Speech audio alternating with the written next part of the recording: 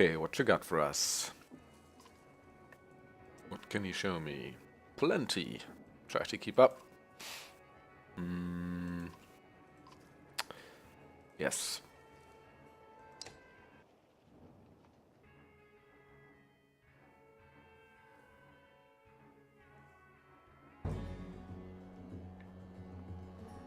Right, so now who are we training with? Use the Warhorn to recover willpower. Wait, what? That's a basic frickin' strategy though. Use Tale Worth Telling for a +5 damage bonus. Do 10 or more strength damage in a single hit. Defeat all enemies. Oh, so I gotta defeat all enemies now. Alright.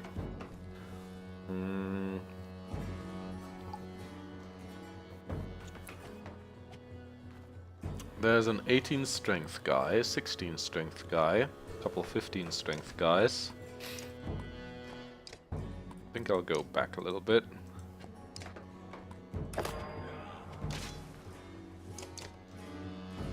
Let them come.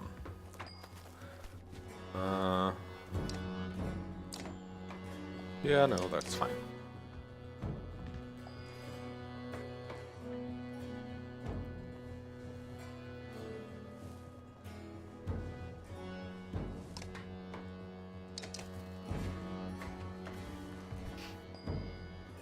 So, embolden.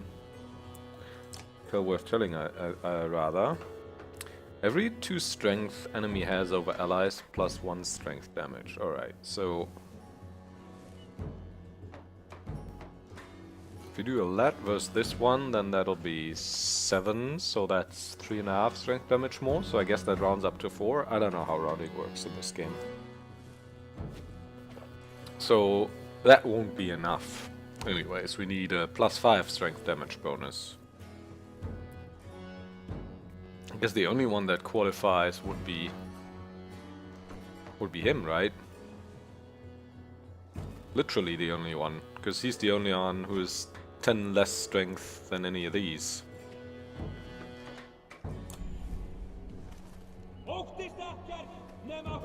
And he'd have to hit him with a stick, which is kind of frightening.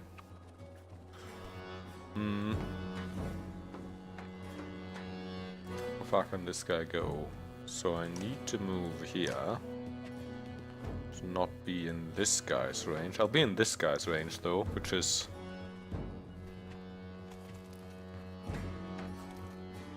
I'm afraid if I overwatch, this guy will walk in there and get hit by her.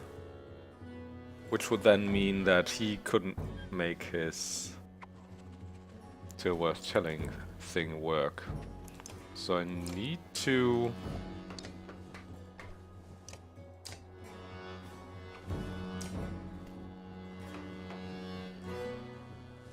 I mean, I could shoot at him, but that's literally the only one.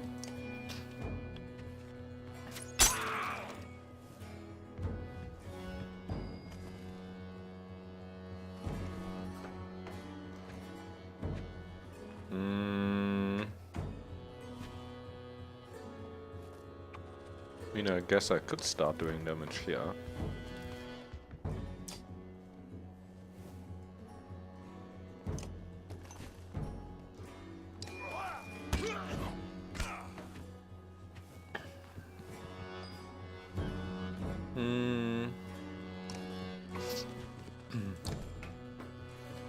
Not an arrow trap here. Right, he can't reach anyone. And now he can go there and get the +5 damage bonus after this one's turn, and then it's this one's turn. Okay, so let's get out of here.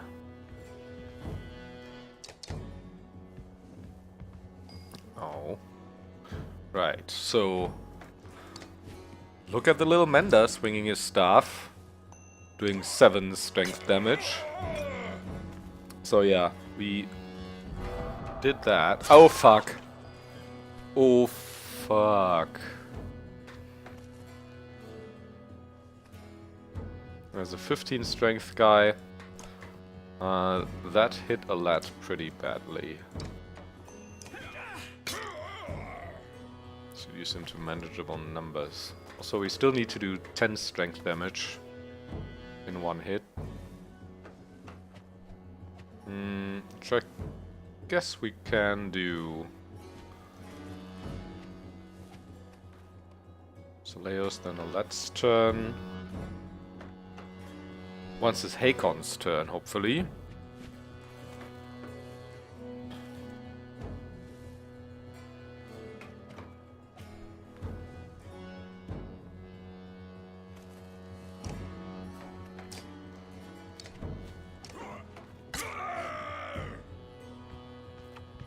Oh, fuck.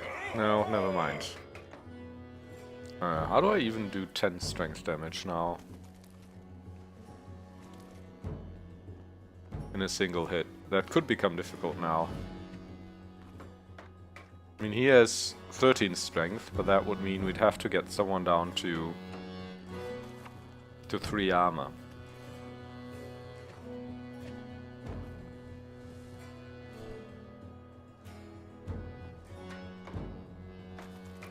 Also, I don't know if overkill counts.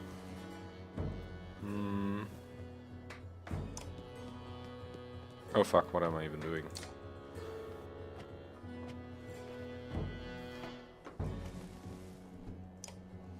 I mean, I guess we can start working on this guy's armor.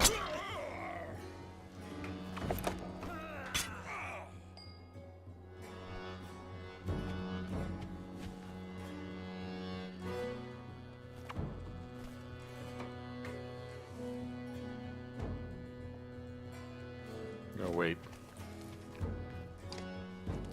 I might have messed it up. Not sure. Let's get him down to 1.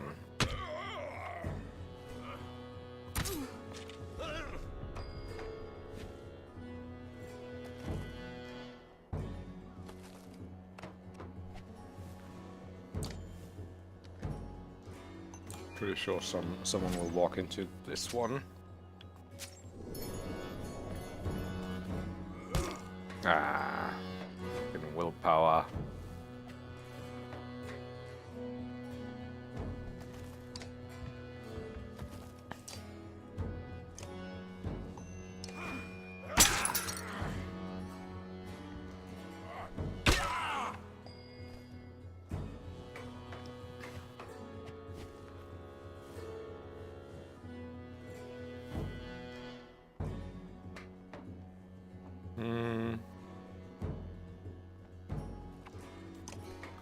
Guess I'll be mending that one.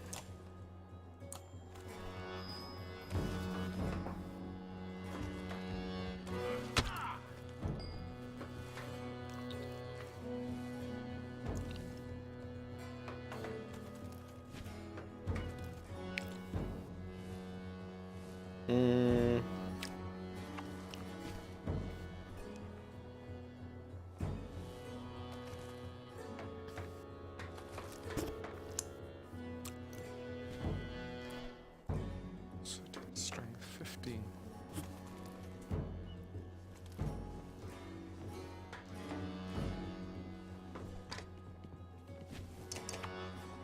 Yes, yes.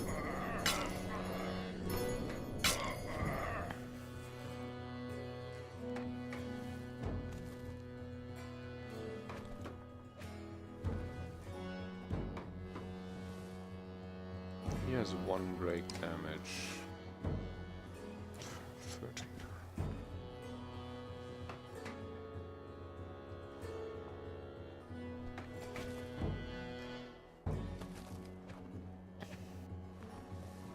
V5, 7.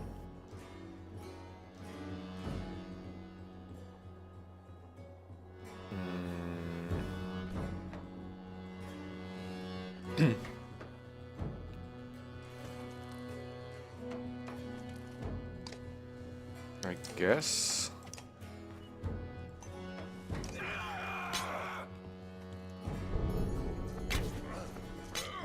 Oh, bloody flail. Oh, fuck, that's not good. Oh, that, alright. That has 0 exertion, unfortunately.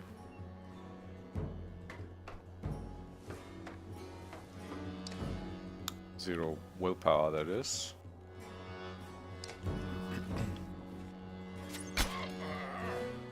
We're starting to get low everywhere.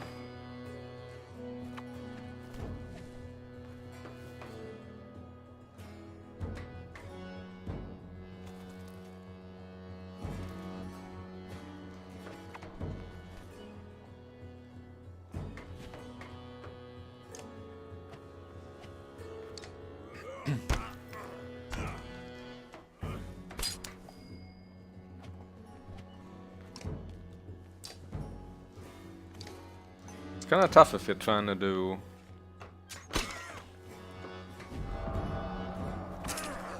the specials as well. Right, so now I'll get him down to...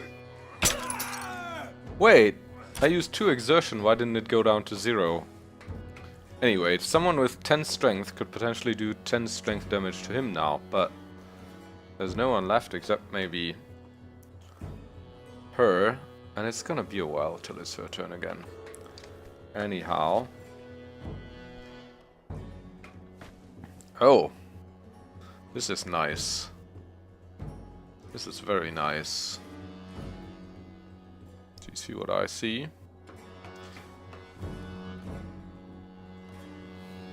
So if I think I'll start here.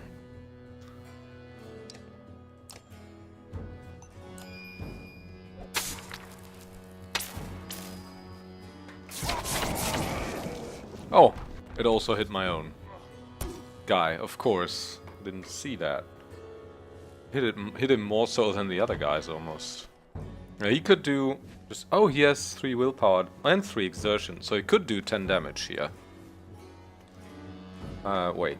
He uses 2 willpower for that though, so with this, yeah. Okay. Right, now we just need to win this. I say just. This one's kind of dangerous still, but I think this one's a good target. Get him down to 2. And let's out...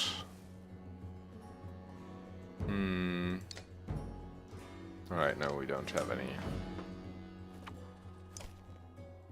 Guess I need to start working on that armor. Oh, fuck.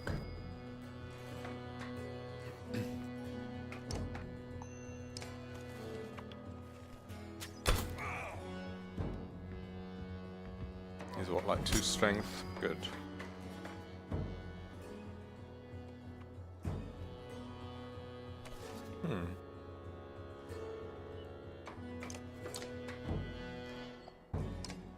This should be enough, right? Right.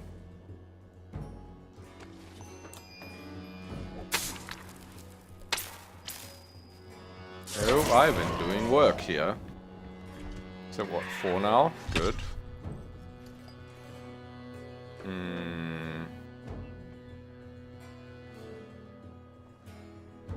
Yeah, I think we can start killing people. Nice and nice. Was a tough training though. Well, it's still not over yet, but I think we'll win. Win this easy now.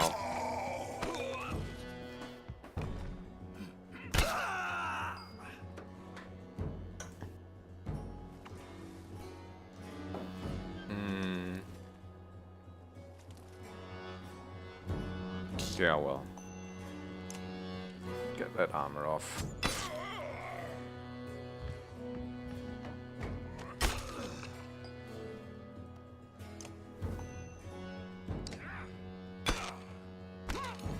Funny thing is, the tale worth telling +5 damage bonus, that was actually Ivan hitting someone with a stick.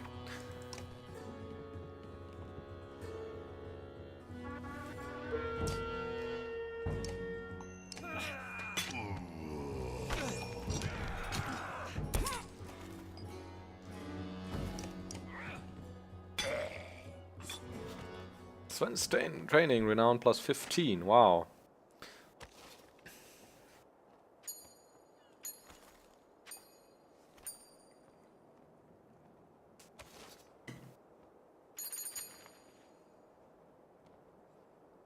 Yep. And another 35, alright. Neat. Still give us enough to upgrade a further few characters. Although I don't even know if I want to upgrade anyone. Because I think the relevant ones, that is Smoger and Egil, don't have the kills yet. Hakon though. I wanted to bring Hakon to 10 as well, huh? 17. Wait. Why do I just have 37 renown? I don't get it. Didn't I get 15 from the achievement and then another 35 from the training? Or was that included then? Apparently it was. Or the achievement renown didn't trigger for some reason. So let's make him level 9. So that'll be 3 armor break. And the max amount of willpower. And we'll confirm. And he needs actually another 4 kills to be able to level again.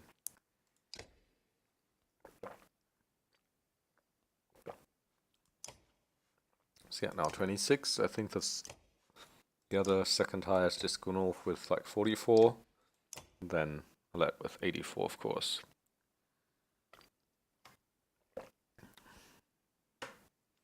Oh, she still has 2 points available. Oh, that's why there's still a plus sign next to her. So I did upgrade Artery Strike to max. She has max armor. What's this again? Dodge. I think I'm just gonna do the willpower stat. And now the plus is gone. Alright. That makes a lot more sense. So let us continue along our journey here, shall we?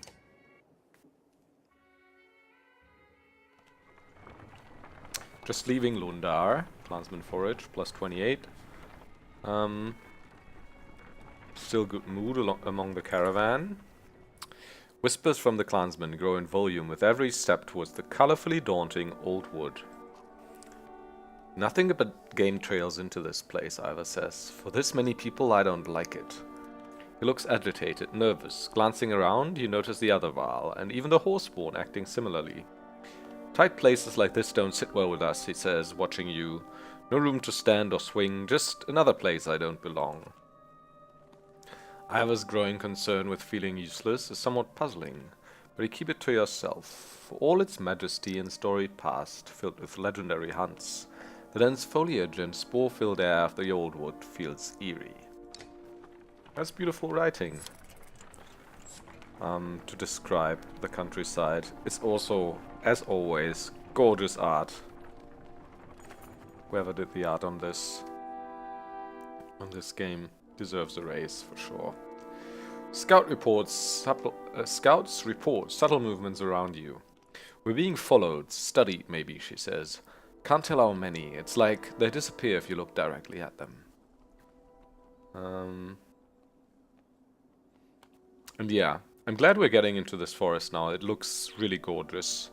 I also like, concerning the art direction at least, I like the caves we were going through with the ravens earlier. I don't like the ravens and the characters there and the writing there. But I did love the art. And I do love the art here.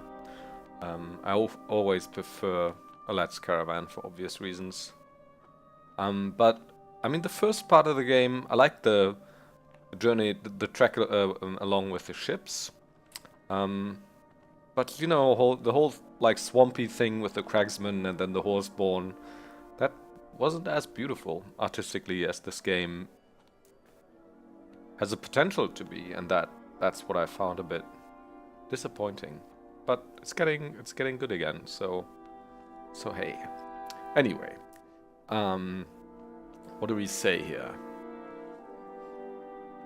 Let me know when you actually see something. I don't want to dismiss what they're saying. That sounds a bit like a dismissal.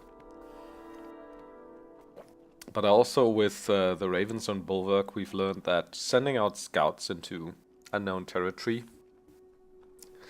can lead us into some pretty dire spots and provoke battles. Anyway, I think it's a good idea here.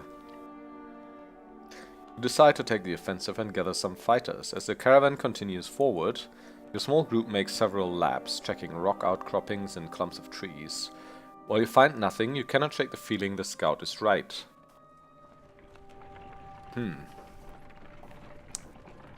So what would the other thing have yielded? Etingbekkr.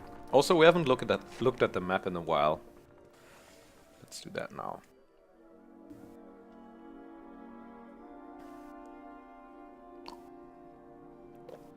Right. So, our trek so far took us via ship from Bolsgard to Ormsdala, which was in ruins. Not actually the entire way.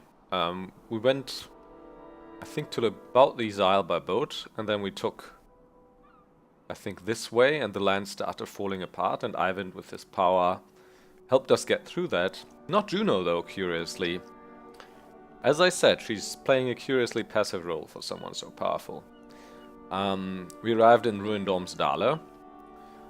We trekked through the marshy bogs of Stromlund here.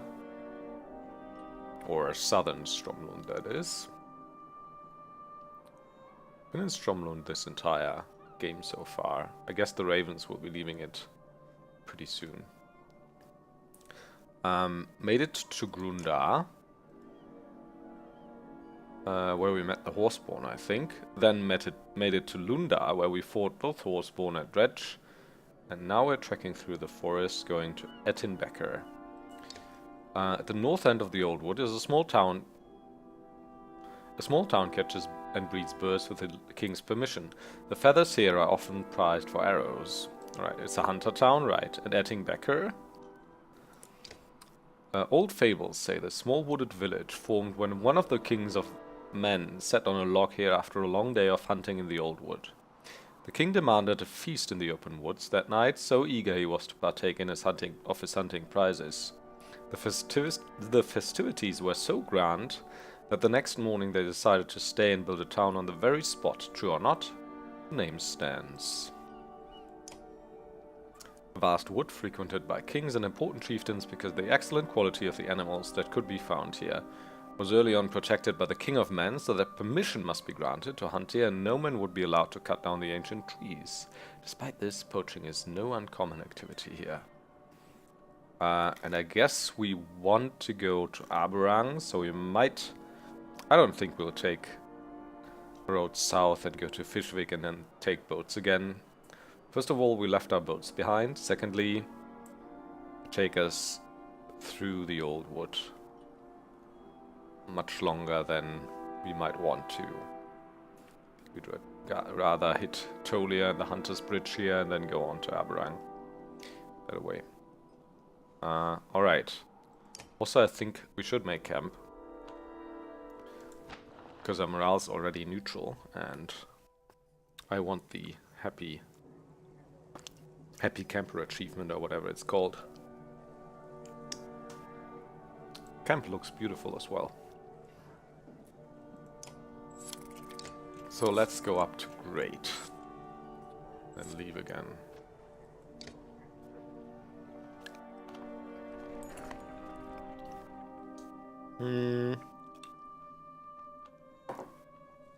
Peculiarities are no stranger in the Old Wood.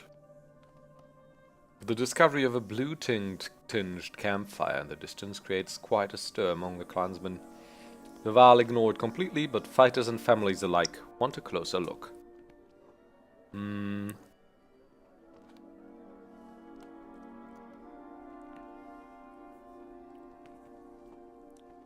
getting a lot of dialogue options with Ursa lately. Is that our reward for keeping her on? The archer's eyes are wide and they dart around to various branches in the trees. Maybe, she says, best to move along. And it's always like just input, never like a final decision. Nothing really that gives us a lot of crucial information usually. I think I'll join them. A rather large group of you move toward the blue fire, keeping an eye out for any possible danger. Nothing and no one is there. Other than the crackling fire, the site is abandoned. A clansman calls out, "There's another one!" Another blue fire has cropped up in the woods. Oh, this is like will-o'-the-wisps or something, right? They're gonna lead us astray and make us lose our way. Turn back to the caravan. Some look out at the second blue flame with longing, but eventually follow your lead and return to the caravan. Stories woven around seeing the blue fire up close are quite elaborate and entertaining. Oh, so this is... I bet this is a morale improvement. And I think it's a good thing we went after the first fire, or went with the people after the first fire. Because first of all, this kind of asserts our leadership, right? If we just said, well, you guys go along and can join us later, that would have meant taking like a rather passive approach. This is like a proactive approach. It's like, yeah, I'm gonna check this out, not just with you, but as your leader. And I think that would have gone anyway otherwise. So this was the right thing to do in this regard. Also, since we were there, it also gave us the authority to say, oh, we've seen enough after the first fire, come back now. Because if we hadn't been there, maybe they wouldn't have stopped looking. And they would have just continued and get lost in the woods, and we would have lost a couple of people. So yeah. Oh, it doesn't give us any morale boost though. Doesn't matter, we're already at great. A sudden rumble underfoot is strong enough to make you grab the side of a cart for balance. After it ends, you notice a young girl crying when her brother puts an arm around her. That's just the way it is around here, he says. Nothing to cry about. Oddlife looks concerned. Not sure if that's the right attitude or not, she says. Keeps them from getting worrying all the time, but it keeps them from being cautious too. What's the point in caution, Ivor says. Look around. If it is that massive serpent causing these quakes, it could be an arrow's range away. We'd never know if it for, and we'd never know it for all these trees. It's worth too little to squash the acrid dread in your gut. Right. Morale declined from that. Oh, we're not gonna stop at the village. Looks like it's a bit to the south of us here. Faint smell of smoke goes unnoticed by many except you and a few others, including the horseborn. It's coming from the south, Ivor says. Etingbekkr, if the map is right. It'll take us some time to get there. Roech and Derry are unleashing strings of angry sounds and pointing to hoofprints leading south through the woods. Clansmen watch them with concern. What are the horseborn doing? Roech turns his back to you. Derdriu struggles to understand your words, finally saying, "Destroy." Your look of confusion brings scather, however. This herd, he points at the hoofprints. Enemy, Roech hates, Prigekantai. You cannot understand the last words, he said, or the sounds afterwards. Mead leader want things, all things ruined, burned. Almost kill Roech than meeting you. I mean, I want to be open to helping people. This can also really come back to bite us, I think. But I mean, this is a lad. We're not the ravens. We gotta... While she doesn't understand your words, your movement towards the village prompts Derdriu to move forward quickly. Only Roech is able to slow her and keep her near the caravan. Your arrival through the smoke is unexpected by the hoofed pillagers. Some unite to hold you off, while others, smeared in blue war paint, flee into the surrounding woods. Right, so our arrival alone makes a difference. A lot of them flee. Just due to us showing up. So I guess we gotta fight now, but it doesn't seem like we lost a day or anything from the track here, right? The clock didn't advance. So can only be like a detour of a couple of hours, maybe. Let's see. Yeah, we gotta fight. Oh, and we got to have the Horseborn in the team, huh? Well, that's not so good, because they're not leveled, and I don't have any renown to level them on the spot now. Well, at least they're level 5 and not level 3, like some of the others.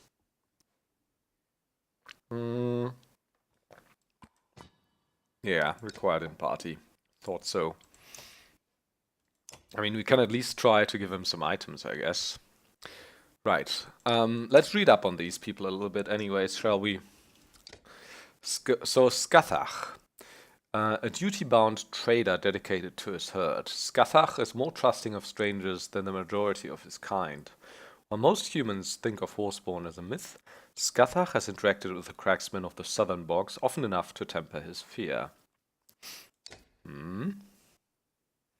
15 strength is pretty neat. Also 4 armor break.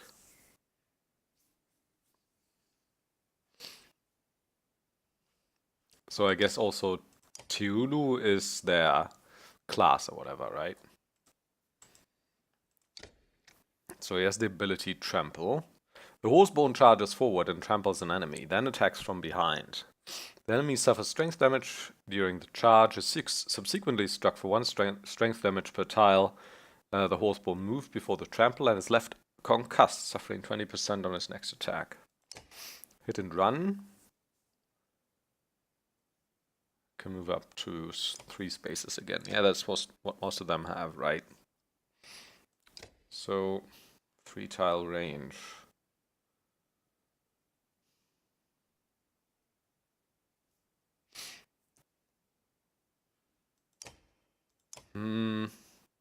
Interesting, but not game altering, right? I mean, the stats are good. Dedriu, rank 5 Horseborn Cantref. Let's look at her story. Dedriu. Dedriu is more cautious and ready to attack than most, usually concerned with betrayal from anyone but her mate, Roesh. Her family was ambushed and murdered by a previously friendly tribe, leaving her with a lifelong mistrust. Yeah, I guess that would do that to you. 12. So she has more armor, but a little less strength than him. Less armor break. What's her skill like? She doesn't have the hit and run, but instead free roam.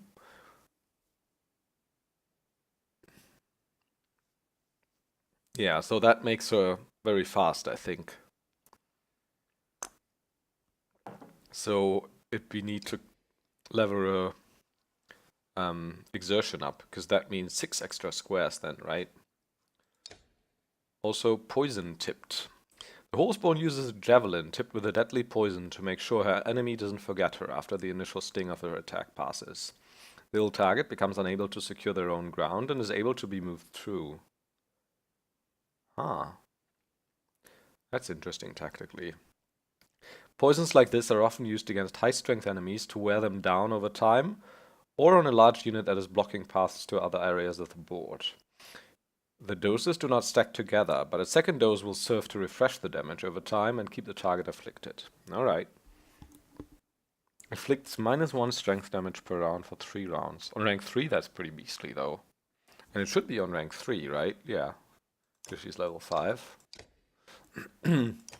So that's 9 damage over 3 rounds.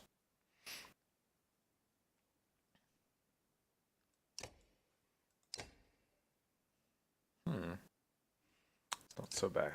So Dedriu and Roesh are mates. Roesh, 14 strength. Maximum of 12 armor.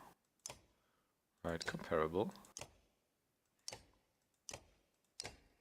A fearless fighter, Roesh almost never backs down from a confrontation. 10 years of age, his pride, culture, and a short average lifespan drive him toward boldness. It is the only way he will become the leader of his herd before he is too old. His mate Dedriu unfailingly supports and encourages him. How nice. Teulu, he's also a Teulu, so he's the same class as Scathach.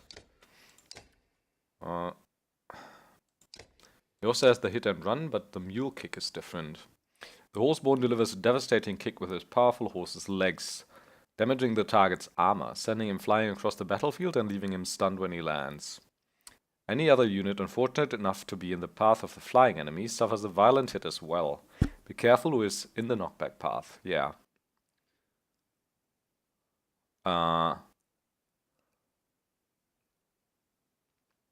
So that's just normal armor break damage then, I guess. And ones who are in the path. Can have 4 armor break though.